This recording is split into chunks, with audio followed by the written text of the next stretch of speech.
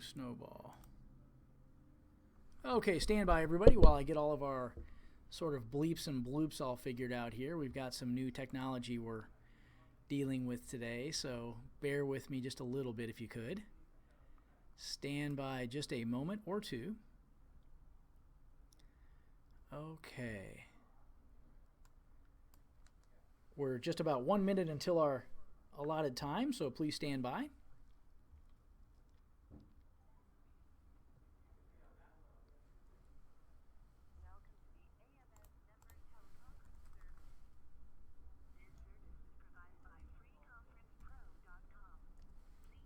Stand by, everybody. Just a couple of moments here. We're just about ready to kick off for our webinar.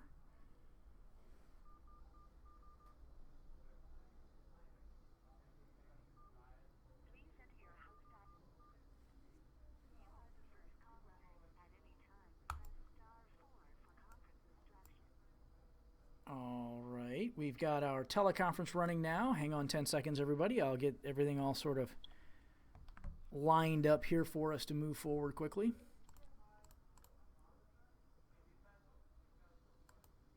Stand by.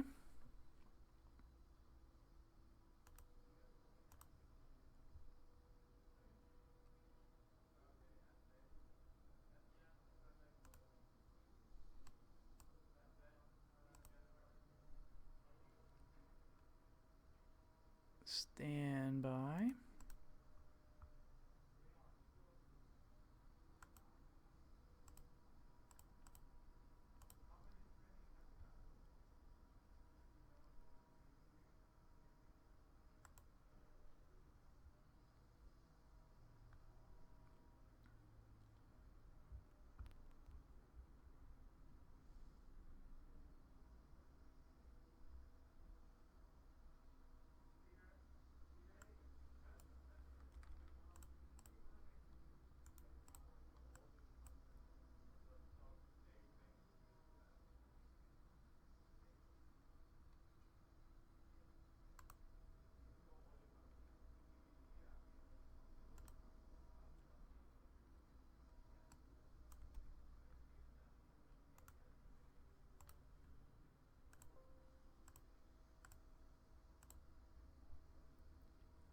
Okay.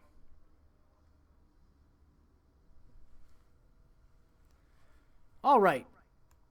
Looks like we've got all of our technical issues sort of worked out here. Let's see. Yep, looks good. Okay. I need to figure out how to kill my own volume here.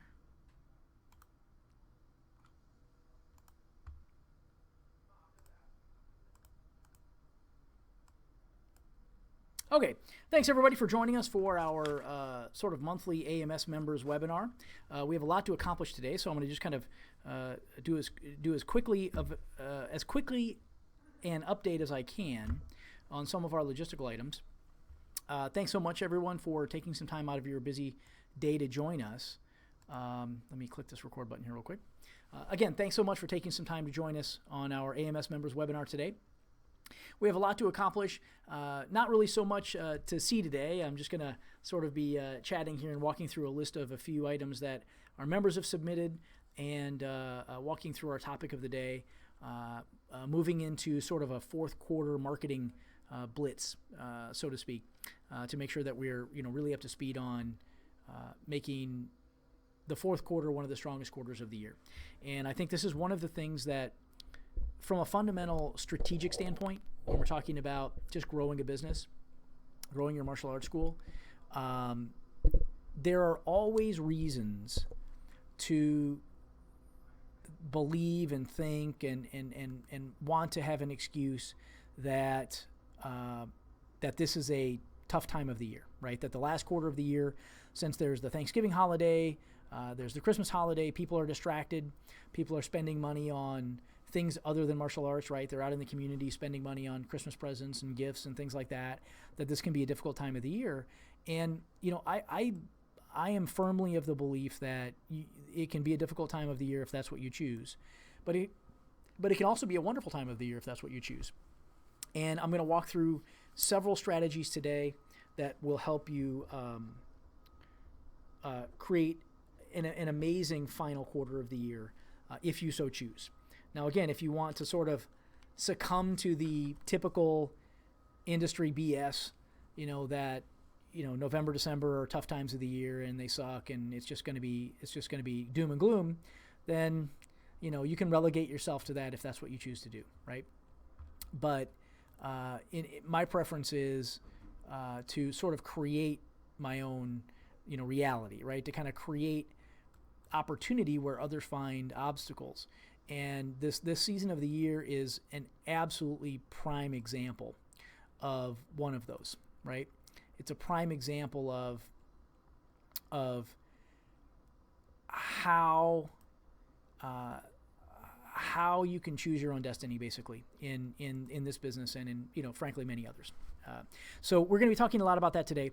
A couple of quick logistical items. Obviously, you're on this webinar, so the second Tuesday of every month is our webinar day.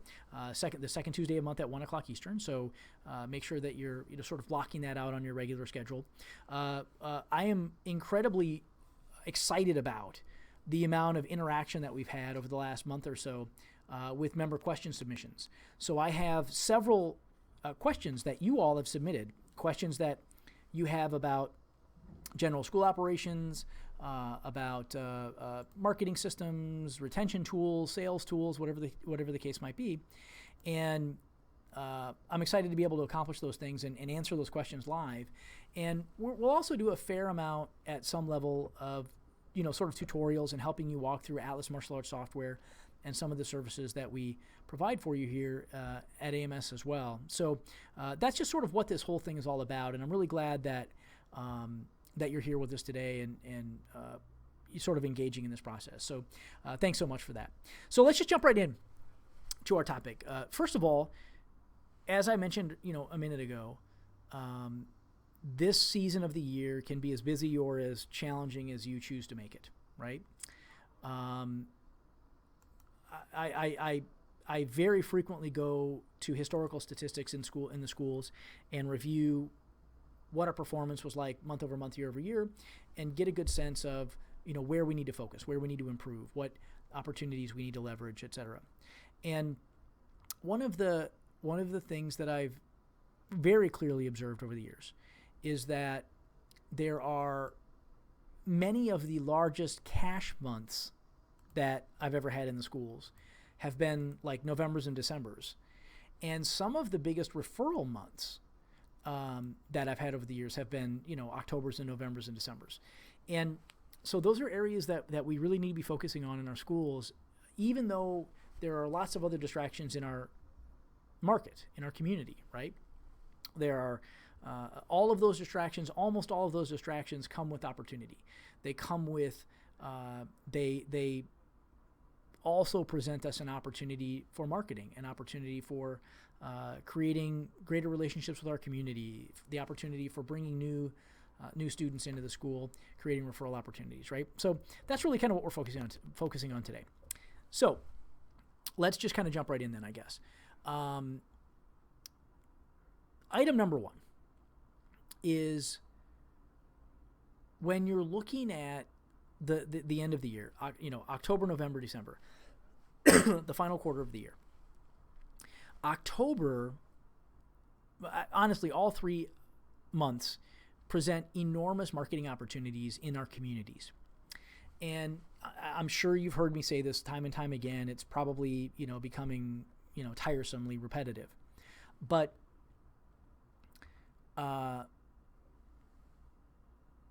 even though I'm about as big of an internet geek as you get, right? And I've been, I built my first website in 1992. I have been marketing online since 92, driving traffic not only to martial arts schools, but to all sorts of other businesses, online. Even though there are enormous online opportunities to grow your martial arts school and online opportunities to market and build community, I got to tell you, it just you can't beat being in the community and interacting with your prospective customers at a high level, right? You just can't beat it. There are too high of leverage opportunities out there to be able to compete with. I can't online today do a thing. I can't do a promotion. I can't buy a Facebook ad. I can't do an email blast. I can't do a social promotion where I can today generate 50 prospects or 100 prospects or 200 prospects, all kind of at once, right? Now, there are some exceptions to that rule. There are a couple of things that I can do where I can drive pretty good results pretty quickly, but still it pales in comparison to working with a local elementary school and teaching a class for 50 fourth graders, right? The net result of that activity is going to be so much more valuable than spending $4,000 on Facebook ads, right? Or perhaps even a Groupon offer or something like that I can do for my school. The clients that I generate at that elementary school are going to be worth probably 3 to 5 times as much as the person that I drove in from that Groupon ad, right? So anyway, these 3 months of the year, this last quarter of the year, present enormous community marketing opportunities. So let's just chip through a few of them quickly, and then I have one other sort of advanced strategy that you can use at the end of the year that I'm sure we talked about last year as well. One more advanced strategy as well, and then we'll get to some member questions. I have 4 member questions here that I'm going to try to get through as many as we can with the time that we have today. So number 1, let's talk about October just really quickly. And again, try not to talk yourself into believing that there's a big difference between the family market and the adult market, or the kids market and the adult market, right? Absolutely, the messages to the market are a little different. Absolutely, the reason in many cases that they're looking for lessons is a little bit different. But the fact of the matter is that the general concept is exactly the same. The concept is find a big group of people. Find a big group of my prospective customers, the people who are ideal customers for me, the people who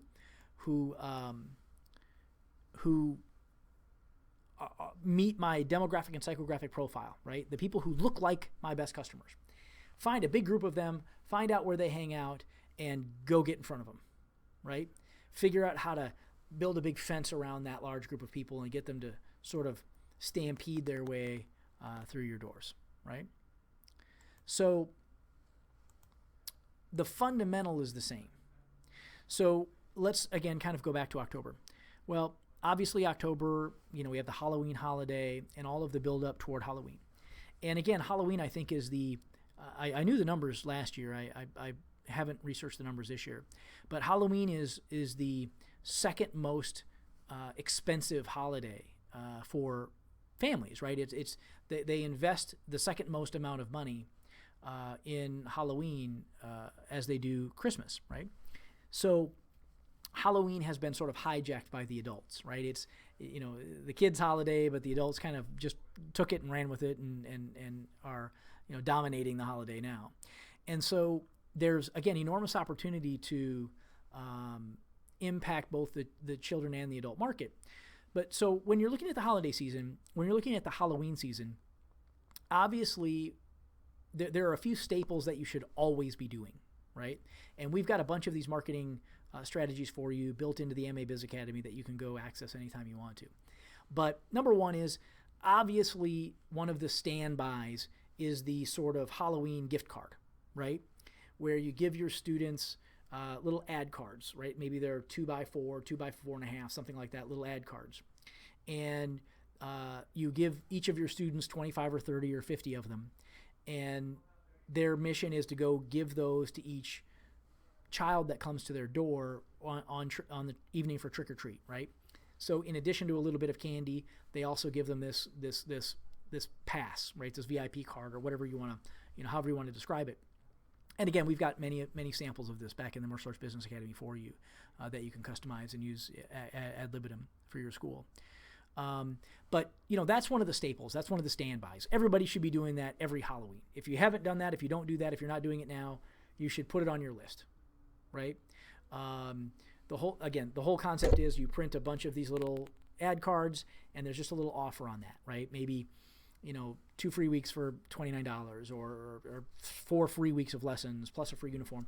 Whatever your offer is, whatever you want your kind of standard offer to be, give them some sort of special reason to come in or call you. And the idea, basically, this concept is nothing more than just a mass flyer distribution channel, right? It's just a mass distribution channel for these little ad cards. And if you can put out 5,000 ad cards, you'll probably get 15 or 20 calls, right? Maybe 20 or 30 calls, right? You can't expect many more than that, but you'll probably get something like that. And the great part about it is these ad cards, you can print these things for 5,000 units. You can print them for about $250, right? So it's an amazingly cost-effective marketing mechanism that just everybody should be doing. This is kind of one of the staples. This is something every school should do every Halloween regardless, right? Now, we've also had schools over the years, and certainly in my schools as well, we've tried to sort of tweak up that system, right? We've kind of tried to get that system to work better and better and better every year. And some of the things that we've tried that have made an impact, that have made a positive impact are, sort of attaching the piece of candy to the card, right? Maybe you attach whatever, little piece of candy that you're doing, you staple it to the card itself or tape it to the card or whatever it is that you want to do. It takes a lot of work, but it does incrementally improve the results, right? Because now it's not just an advertisement stuck in the bag. Now it's something that when the child takes it out of the bag, they actually now have to take the candy off the card and look at the card, right? So that's useful. It's also useful if you train. Another piece of leverage that's very important is to give students a reason that they should do this for you, right? It's oftentimes, if you have a high level of rapport with your students, they'll just do what you ask them to do, right? But if you give them a really good logical and emotional reason why they should and could do what it is you want them to do, it leverages up their effectiveness. It leverages up how excited they are about doing that thing, right? So one of the things that I would always do is, what I would recommend is that while you're handing these cards out, that you do 3 things, right? Number 1, before you give the cards out, send a letter, maybe 2, home to all the students. Maybe a couple of emails, maybe a text message, those types of things, and let them know what you're going to do, right? Let them know that every year we're at our martial arts school. We're on a mission to help the health of our community, right, and to help create healthier kids, to create healthier parents, to create a healthier community. And one of the ways that we do that is we give away, $100,000 worth of free lessons over this season, so that community members can take advantage of these lessons and lose those extra pounds that they might put on over the holiday season, right? Or help them make some better choices with what they're going to do over the holiday season, right? So in an effort to help us with that, we're going to provide all of our students with a stack of these VIP passes that we would love if you would include it in your Halloween treat baskets for this week, or whatever the case is. So my point is, pre-notify everybody that you're going to do it, right? Let everybody know ahead of time that you're going to be distributing these things, right? Next is I would personally give them out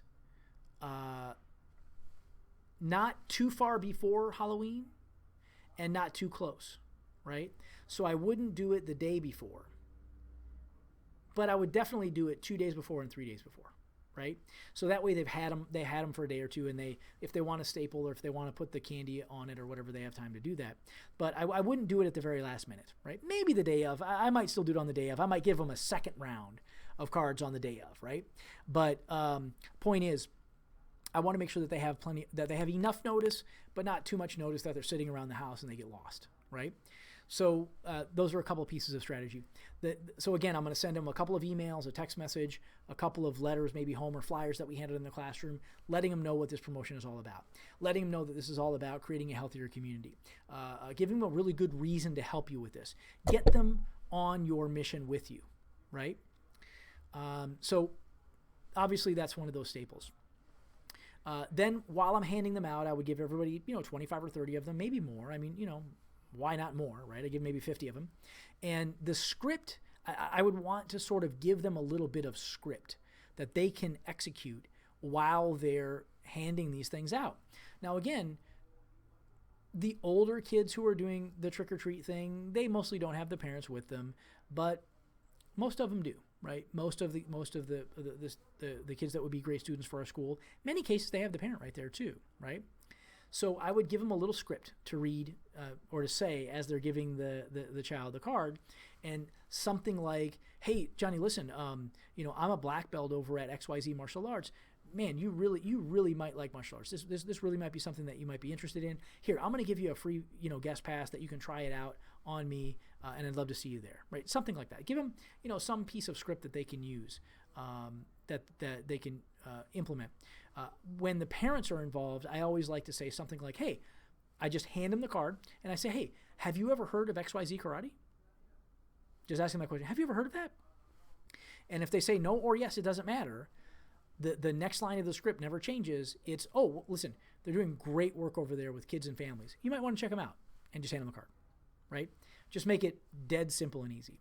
We're going to use that script again in 3 of the other promotions that we're going to talk about today, okay? So think about that again. Have you ever heard of XYZ Karate? That's all you have to say, right? 99% of the time, they're going to say no, right? Because as much as we all think we market in the community, mostly people aren't going to remember you, right? And you have to take that personally. You've got to make it your personal mission to be memorable, to remember them, and also to make sure that they remember you. So mostly they're not going to remember you. So we're going to give them the card and say, "Well, listen, they're doing great work over there with kids and families. Here you go," right? That's all. Make it very simple. So again, that's sort of like number one staple. In my view, every school should be doing it every year for Halloween. You spend $200 and you get 5,000 cards out in the community, right? That's just a win-win no matter how you look at it, right? Number 2, again, think about where big groups of your prospective customers are all hanging out in mass, or they're all going to be somewhere at the same time, or they're going to be frequenting the same area that you can go interact with. And again, one of those examples is, let's go backwards. These sort of pumpkin patches, right? Almost every private school in your area, and probably a bunch of the public schools, on the weekends, starting probably in a couple of weeks, probably mid-September, we'll start having pumpkin patches. Every weekend they'll have a couple of hundred pumpkins out there, and they'll have some volunteers who will kind of be there and help sell pumpkins, right? Typically they do it as a fundraiser for the church or a fundraiser for the daycare or the elementary school or whatever the case might be. This is an enormous opportunity, right? Just last year, just one of my clients, just one. I'm not picking the cherry, right, for you, but just one that I happened to talk to that told me about the results, did the pumpkin patch for 3 weeks, the 3 weeks before Halloween.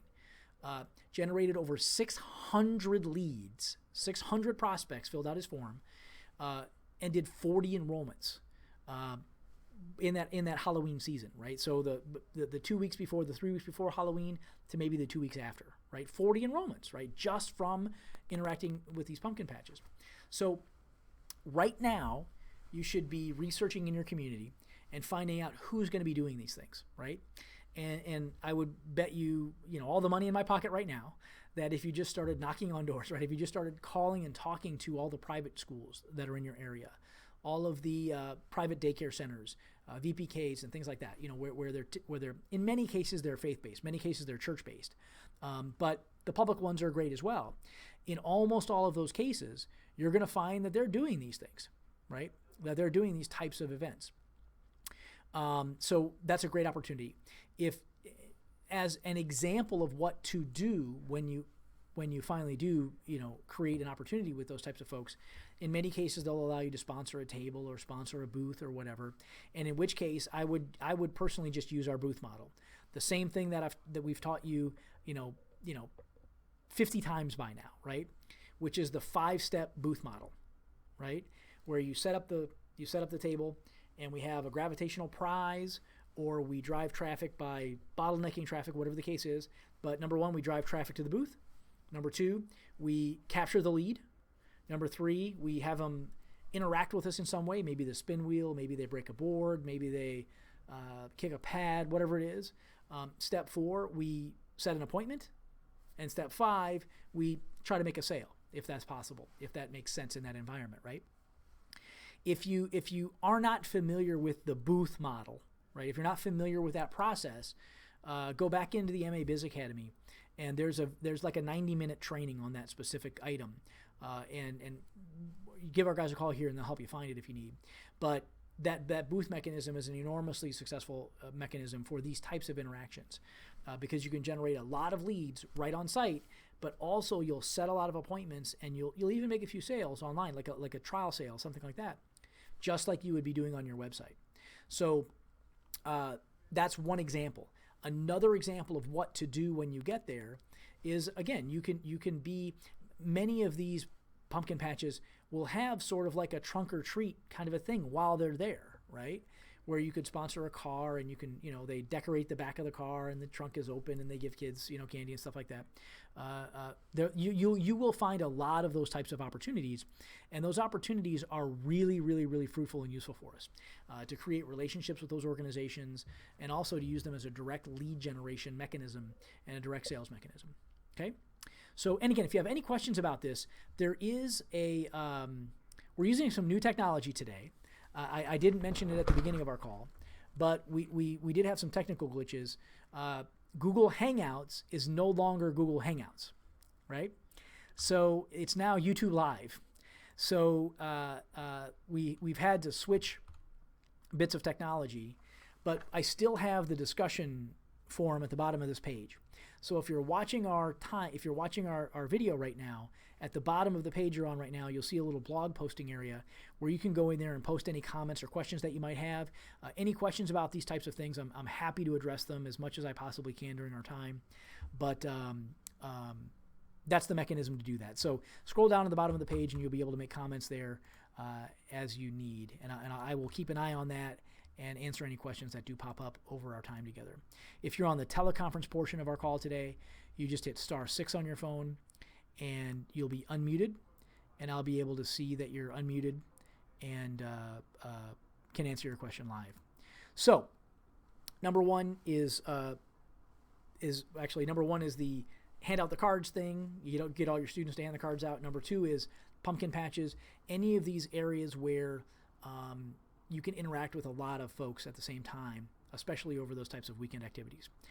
Number next is this, and this one is often overlooked, but it can be very fruitful, very valuable. I personally use this a lot in my schools. Again, my marketing paradigm for my organization was we spent a lot of time on the internet, a lot of time internet marketing, and a lot of time community marketing. And that 1-2 punch, that sort of combination, was super, super, super fruitful. So the community marketing, I always wanted to know everybody in my community who could help me. I wanted to know, and everybody who frankly could hurt me, but I wanted to know all of the local daycare center owners and all of the elementary school faculty and all of the people who were doing anything in the marketplace with children and families. Sylvan Learning Center, Huntington, Kumon, all these other organizations. So when you start looking at those organizations, we start looking at other businesses like our business that market to the same customer that we do, you'll find that this season of the year, this Halloween season of the year, is an enormous opportunity for them too. Most of them don't know it, but it is. It's an opportunity for them as well. So my objective is to figure out how to work with them in a lot of those ways, right? So next is, we all see them every Halloween season, is these pop-up Halloween stores, right? Typically in your community, there'll be a big box store that has gone out of business, a big shopping center with one big empty unit in it, maybe a couple of empty units in it. And typically about this time of the year, Halloween costume shops pop up in those empty boxes. And one of the things that is really, really useful is getting those folks to help us market, right? So if for example,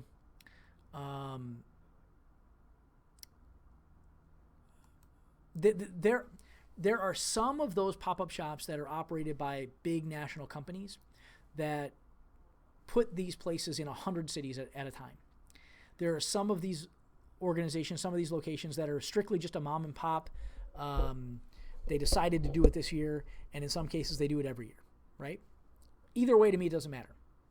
Either way, I know that they will have, over the next 6 weeks, and probably more like starting in 2 weeks, right? Starting in 3 weeks from now. But now's the time to organize it. They'll have thousands of my prospective customers streaming through their doors, right? Especially on the weekends. But in general, over the next, for right now, 8 weeks, but let's say 6 or 7 weeks before Halloween, thousands of my prospective customers, right? And in down here in Orlando, down here in Florida, there are many of these near many of our schools that are in pretty nice shopping centers, you know? So they're not always kind of in the back lot, right? Some of them are in pretty nice shopping centers. So they can tend to be the right customers for you, right? So I would use that as a bit of a litmus test. But so how do we work with them? How do we create joint venture relationships with these types of businesses? And, you know, there are a bunch of different ways. There are two big levers that I want to, you know, sort of talk to you about today. There are many, many, many more. I would simply ask you to be creative, right? There are lots and lots of pieces of leverage that we bring to the table that places like this can take advantage of, that places like this would be attracted to and would be helpful for them, right? For me, it's all about win-win or no deal, right? I've got to be able to create a win-win-win, frankly, in this case, a win-win-win, right? They win, I win, the customer wins, right? So what is it that we can possibly offer these guys that might be attractive to them? Well, there's a whole long list of things. Let's talk about two today. These are the two basic fundamentals. You've probably heard me talk about it before, right? Sorry for being repetitive, but this is a huge opportunity for us. Your number one piece of leverage is you have students at your school who have families, and all of those families are going to be out there shopping for Halloween stuff, right?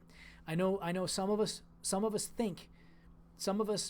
in our schools sometimes feel like, you know, a lot of our students just don't have a lot of money, and, you know, they're paying just absolutely as much as they possibly can, and they just don't have any room in the budget, and, you know, they just are completely cash poor, right? They're completely, you know, don't have any expendable cash. Well, I mean, the reality is, right, every one of them are going to be out there buying a costume somewhere, right? Every one of them are going to be preparing for Halloween. And certainly many, many, many more like our ideal customer, right? So we want to figure out how to work with that vendor at a pretty robust level. One of the things that we have to offer is, hey, listen, you know, Mr. Jones, I see that you have this Halloween shop here, and you probably do this every year, right? And, you know, I know how difficult the retail business is. You know, the margins aren't really all that great, right? I mean, it's pretty cool in these costumes. I'm sure you're going to sell a bunch of them this year, but, you know, God, maybe there's some ways that we can work together. You know, I've got, you know, 240 families back at my martial arts school, and, you know, they have sometimes 2 and 3 and 4 children. You know, how do you think we could work together to figure out how to get them kind of all to come over here and be customers for you? You know, how do you think we could do that? Is there ways you could think of that we might be able to work cooperatively on that, right? So for me, in my view, whenever you're negotiating anything like this, it's always about what's in it for them, right? And obviously they know that there's something in it for you, right? And I want to be the first one who says that there's something in it for me. But to be honest, I want to make sure that I'm there to serve, right? Serve them. And of course, I know that there's reasons that I want to, that will serve me as well. You know what I'm saying? So I would kind of open the conversation in that way. Hey, listen, you know, I've got, you know, 220 students back at my martial arts school, and, you know, God, some of them have 2 and 3 kids, and I know how difficult the retail business is. You know, man, maybe there's some ways that we can work together to, you know, encourage my people to come over here and be customers for you too, right? And then you figure out how to make that work. Maybe they give you some coupons that you can hand out, or some flyers that you can hand out, or some signs that you can put on the windows of your school, or maybe you can do an email blast to your client list. Maybe they can pay for a text message blast to go out to your students or prospects or whatever the case might be, right? We have a big prospect list as well, right? We have hundreds and hundreds and hundreds, in many cases thousands and thousands of prospective customers in our database, right? In Atlas Martial Arts software. So you could offer to send them an email, to send them a text message, a couple text messages, whatever the case might be, to figure out how to help them market their store, right? Help them with that opportunity. And so you sort of get that ball rolling, right? You get that kind of figured out. And then, you bring up, well, listen, obviously, a lot of the people who come into your shop, look a lot like my current students, look a lot like my customers. Gosh, is there anything that we can do, where we might be able to encourage them to come over and be customers for me too, right?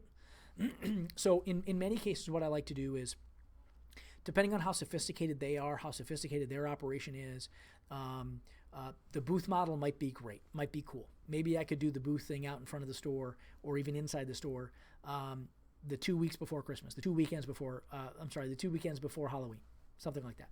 Maybe the passing out the VIP cards thing, right? I really like to do that. I would negotiate with the person and say, hey, listen, what if I give you a big stack of these VIP cards? And we'll stamp all these with your initials on the back or some symbol for your store on the back.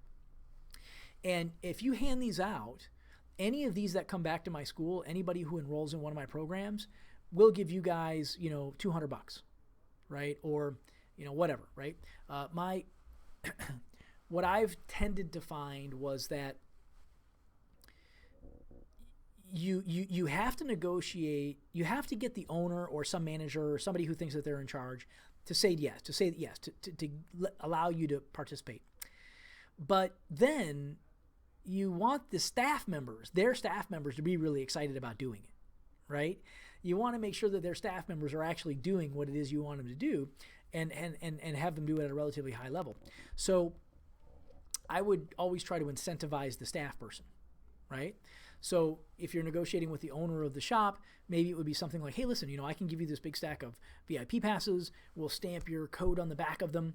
And anybody who comes back in to my martial arts school and who enrolls in my school, I'll give, the store, I'll give you $100, and I'll give the staff member, the agent, the cashier, the clerk, whoever it is that passed the card out, I'll give them $100 too, right? Something like that, right? And maybe it's $50, maybe it's 25, whatever, you figure out your economics. Typically I would do 100 and 100, it just kind of depends on what the relationship looked like. But then now you get like their staff members really excited about promoting your business, right? That's a pretty good,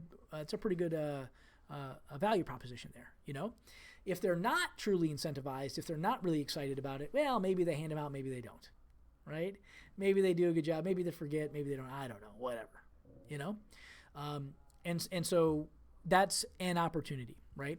So the two I would recommend, the two that I would suggest for today, just as idea starters, right? As concepts to get the ball rolling, to get the thought process rolling. The booth model is an example, and then the hand out the VIP card thing is another example, right? I would also be, depending on how sophisticated they are, maybe they're building an email list too. Maybe they're capturing customer data when they come into the store too. Maybe they're a bit more sophisticated of a marketer, in which case you have leverage and opportunity there as well, right? Keep in mind, if you hang around with me long enough, and if you watch enough of our stuff, you're gonna know much more about running any small business than most of the people in your community.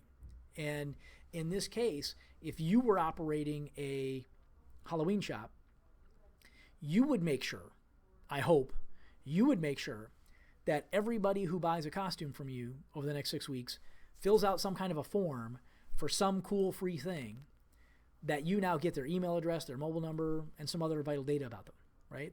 So now you can market, you can use that list to build relationships over time. Maybe get them to be a customer for your Christmas tree shop next week or next month or whatever the case might be, right? So again, if they're a relatively sophisticated marketer, then you've got some more leverage and opportunity there. If not, you've got the booth thing, you've got having them hand out cards, you've got you come in on a Saturday and do a demonstration. You've got lots of opportunity there, but use those two as sort of idea stimulators. Okay? So, just as a quick review, before we move on to November, we're out of time. Number one, right? We're going to do the student puts the pass in the bag gig, right? Got to do that. Number two, we are going to coordinate with all of the local elementary schools, private schools, especially churches, daycare centers, etc., and find out what's going on with their pumpkin patches. How does all that work? Figure out how to work with them, right? Third, we're going to look at all the costume shops, all these pop-up places, whatever the case might be. These cross-marketing opportunities. We're going to leverage that as well.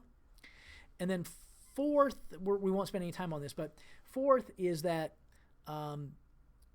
in the adult market especially, I'm sorry, let me back up. In the older kid and adult market, these Halloween haunted houses are another enormous opportunity for us to create collaborations. Because if you think about how these haunted houses operate, how the operational reality is, it's people standing in a very long line for a very long time to get in. And they're all typically bottlenecked through one opening, through one door, so to speak. What a wonderful opportunity, right?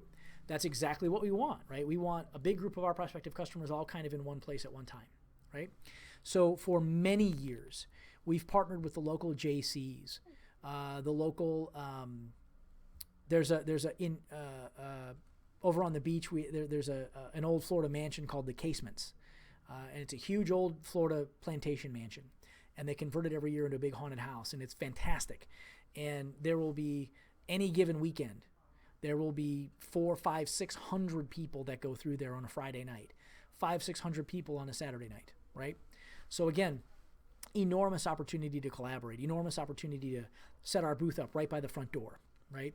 Use that as a lead generation mechanism. So I think you've got enough of those concepts for now, right? But, and I may sound like a broken record on this stuff, but building these deep roots in the community make marketing a martial arts school so much easier, right? It makes it it just eliminates so much of the stress because you can generate lots and lots of prospective members very quickly. And then with good follow-up using Atlas or, and your other tools, turn it into a lot of enrollments, right? So let's bang the gavel on October. And since we're running low on time, let's consolidate November and December into sort of one block. And let's focus on both, obviously, Thanksgiving and Christmas. If you take exactly the same strategies that we've been talking about for October, applying them to November and December is a no-brainer, right? Think about the varied opportunities that happen in those months, right? Well, November, obviously, many, if not most, elementary schools are going to be doing some type of a Thanksgiving festival or carnival or concert or social, some type of an environment, some type of a gathering, right? Again, wonderful opportunity to engage with those types of folks. You'll also find the local Christmas tree vendor is very much the parallel of the pumpkin patch, right? Or very much the parallel of the Halloween costume shop, right? So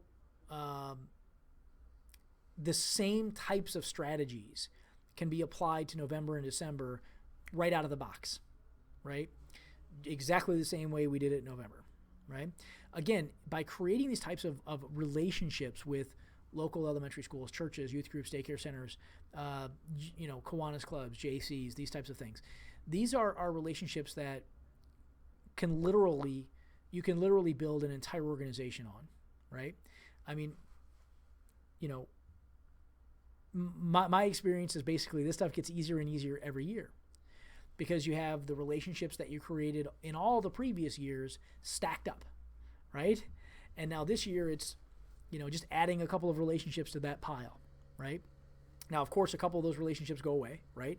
Your primary contact at the elementary school retires, or your primary contact at the local haunted house company, retires, or whatever the case might be. Ooh, we have our construction happening again outside, so that'll be interesting.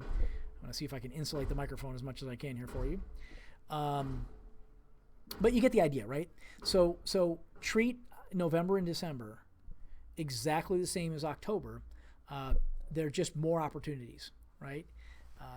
Again, there's no reason in the world to be slow in October, November, December. So, make sense? So I'm going to take a breath and a sip of water, clear my throat here a little bit. And any questions that you might have, please feel free to comment on the blog or the discussion forum. If you're on the teleconference portion of our call, hit *6 on your phone and you'll be unmuted and you can jump right in. Before we move on to our next topic, it's a more advanced revenue opportunity than it is a marketing opportunity.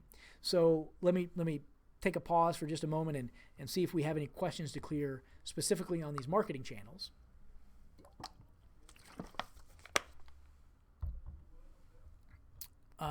So go ahead and feel free to post anything up there that you may feel is appropriate. So number next is this.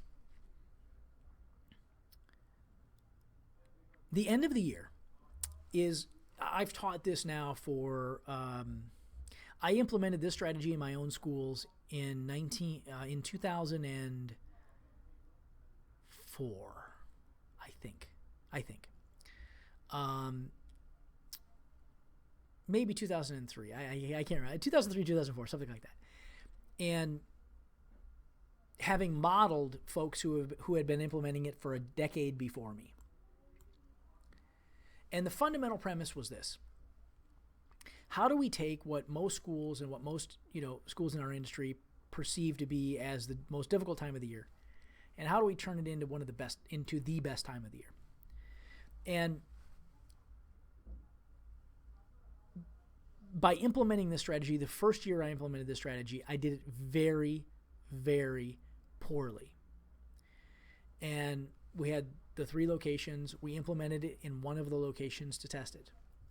And I did it very poorly and generated just over $100,000 in cash in the last 6 weeks of the year. And again, that was implementing it very poorly, right? This is not for the faint-hearted. And it only really, and it's most optimum when implemented in a school with a fair number of students, right? So if you have 20 or 30 students or 40 students in your school, I might still implement something like this, but it's not going to be as big of a home run. But if you have 150, 200, 250, 500 students in your school, this can be a massive, massive winner, right? Pardon me. And I'll give you the outline today so that you get the concept. And any questions that you have about it, any feedback or anything that you want me to clarify in future teleconferences or whatever the case might be, I'm happy to do that. Here's the general concept. The general concept is we take the last couple of months of the year, usually the last 6 weeks or so, and kind of clean up any lingering upgrades or renewals that we might have, that are yet unconverted. Now, having said this, let me say one thing first. Whether you have an upgrade system in your school or not, whether you do linear renewals or if you have an ascension model, regardless, what I'm describing in my particular model is an upgrade, right? Where we're moving students up to a higher level of training. In my schools, we have an orientation program and then a leadership program. We do have a master club as a fallback, but mostly we're moving people from an orientation program, a 12-month program, to a 3 or a 4-year program that moves them to like first or second degree black belt, depending on some logistics, right? Typically, black belt and beyond is how we describe it. So think about that, and you might have to translate it into your own operational model. But here's the thing. There are always some students over the months that should be upgrading, should be moving into the higher level program, but that just don't for some reason, right? Whatever the reason might be. Maybe we just haven't quite made a good enough case for them yet.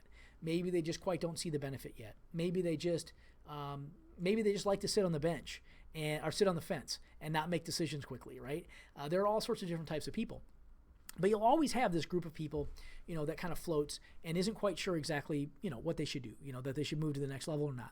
So what we do is we take like the last 6 weeks of the year, and we do what's called what we call a renewal blitz. And many of you have probably heard me talk about this before, right?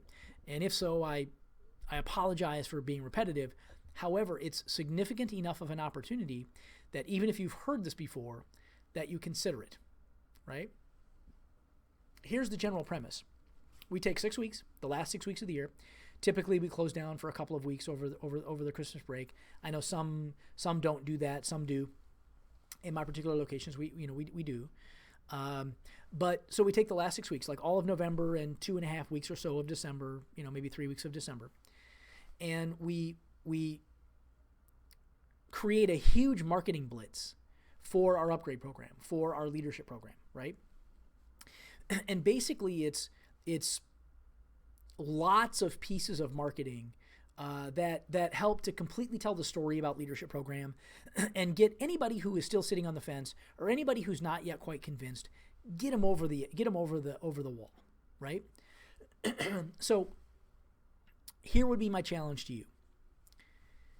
If you were to take all the people who are not yet upgraded, right, who have not yet moved up to the next level program, and you spent 4 weeks, 3 weeks, 4 weeks, 5 weeks, 6 weeks, and really, really, really focused on them, really, really focused on helping them see the benefit of the program, helping them hear, feel, see, taste, experience what your higher level program is all about, how many of them would it be reasonable to think that you could get into it, that you could get to move, right?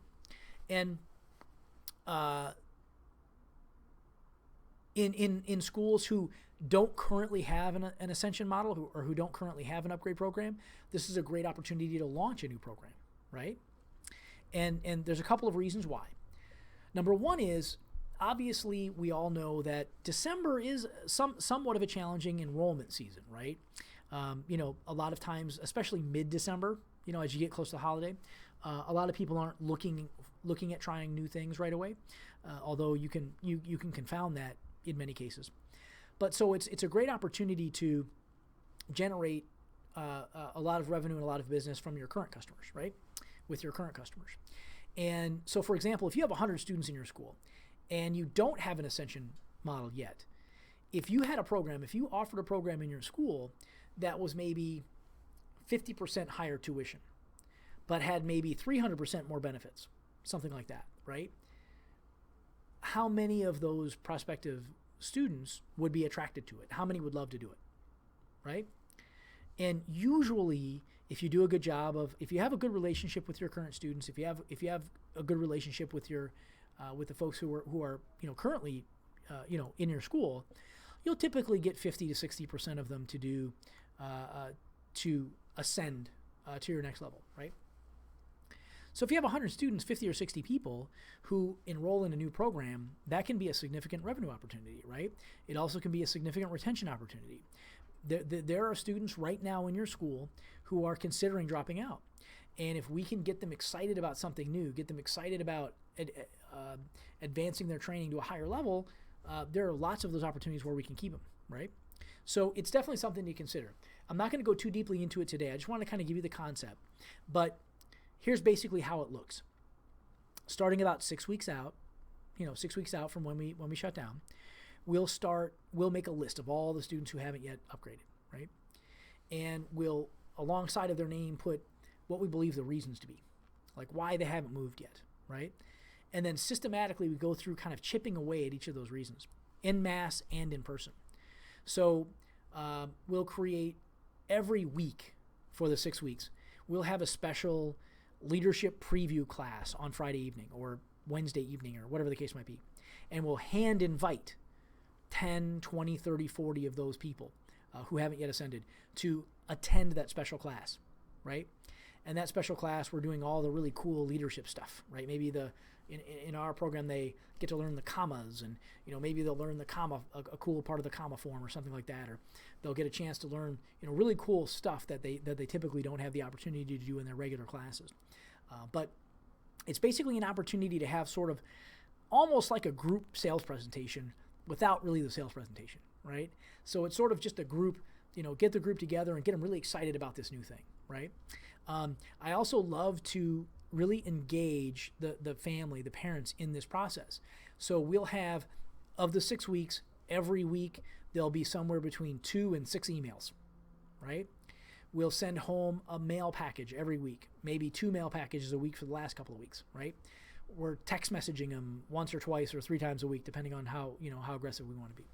We're doing a special event every week at the school that's a leadership preview event. We're decorating the school. In my locations, blue and black are the leadership. Blue is the leadership color. So we'll decorate the whole building with blue streamers and balloons, and I mean it's just crazy, right? I mean you decorate it so that even the drive-by parents, you decorate the inside of the school, the outside of the school, the doorway, flyers, banners, whatever, everything you can do. So even the parents who just kind of drive by the school and kick the child out as the car's running, as the car's moving, even those guys know something's going on, right? They look at the school and they go, man, what are they doing in there? Something's going on. Something's new. I better go check this out, right? We then have like a leadership lesson every week for those 6 weeks. It's a snippet of our leadership curriculum, but we sort of show the entire school what that's all about, what it means, and we visibly show them how the leadership team are practicing those skills, right? We'll have all of the leadership curriculum as an example. We have our leadership folks go through a lot of books, a lot of documents, a lot of written material from experts in their field, experts in the leadership fields. And we'll put a big table with those stacked up and show everybody what they're learning and how important it is. And these are the types of things that most children, most students don't even learn in graduate school, much less what we're going to be teaching them here at the martial arts school, right? So it can be a really effective and compelling engagement for those families, right? So anyway, I see that we're almost out of time, but so the general concept again is we take those 6 weeks and we hyper focus on those folks who haven't yet renewed or upgraded. One of the premises, now all of the work is done ahead of time, right? All of the special events and the flyers and emails and all that sort of stuff, we do all of that. Then as a final piece of leverage, remember price always follows desire, not the other way around, right? You never talk about price before you have desire, right? I mean, it doesn't make any sense, right? Nobody cares how much the thing is until they know whether they want it or not. You know what I'm saying? And that's exactly how important this stuff is.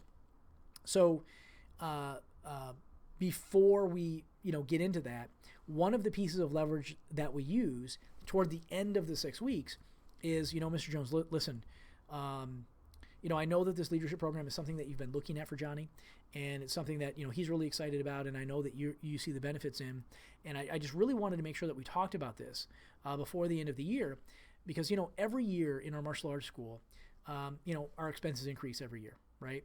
Our utilities go up every year. Our rent goes up every year.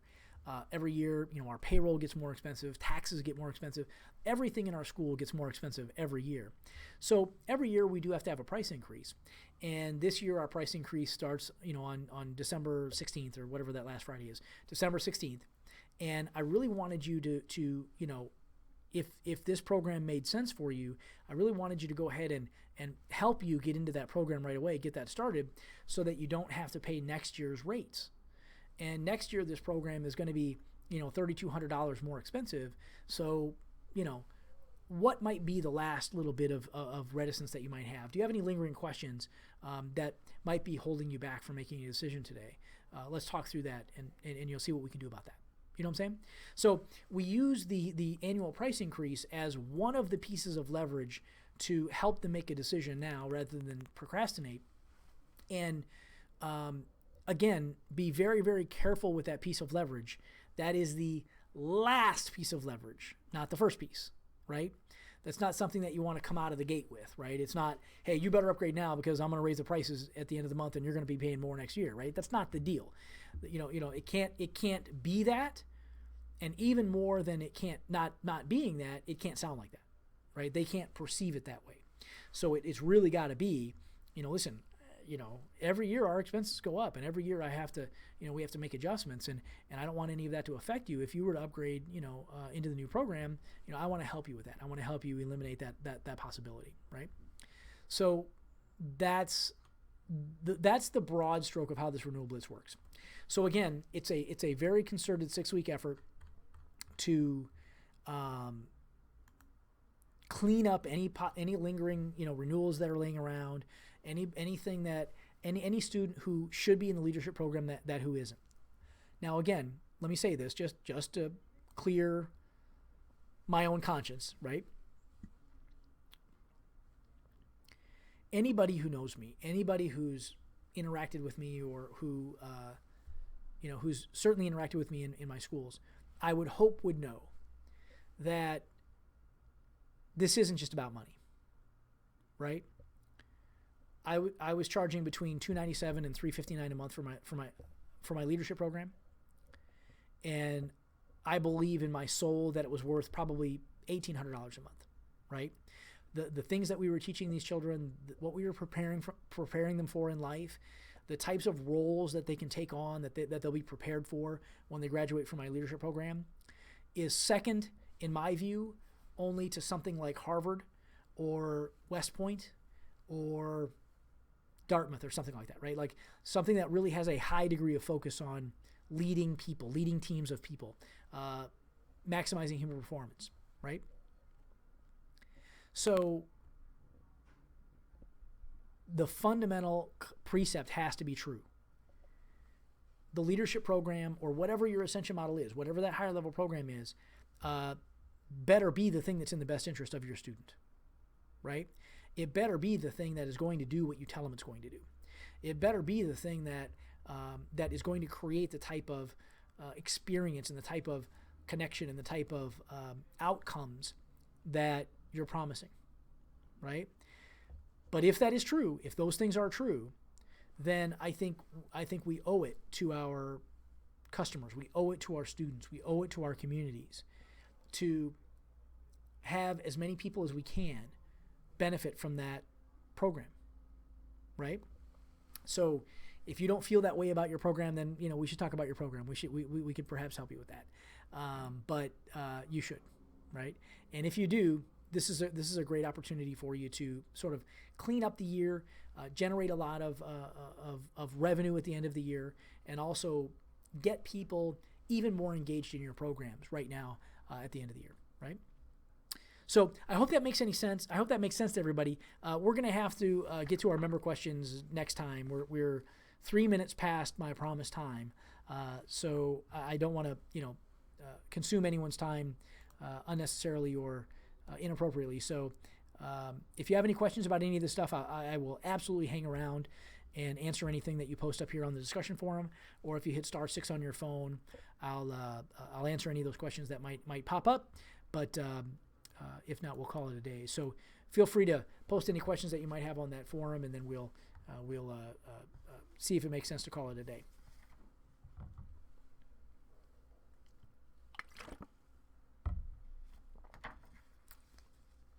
I'll assume that means that we've been thorough. Well, thanks so much for jumping onto our first YouTube Live, I guess, version of our Google Hangout now. I guess YouTube now controls this. So it'll take us, I think, a little while to get comfortable with that and to figure out how to work out all the bugs. But hopefully that'll be a short learning curve for us, and we'll be able to get these going, very, very quickly in the future. If you guys have any questions, comments, or concerns, feel free to email me at answers@ourams.com or my email address, tobymilroy@ourams.com. And I'll address those, and we'll put them on the list to cover in future webinars as well, and make sure that those get answered for you. Okay? Well, thanks again, everybody, so much for your time. I really appreciate it. We will speak very soon, and if you have any questions, zap them on over, and we'll handle them one-on-one. Thank you so much. Speak to you soon.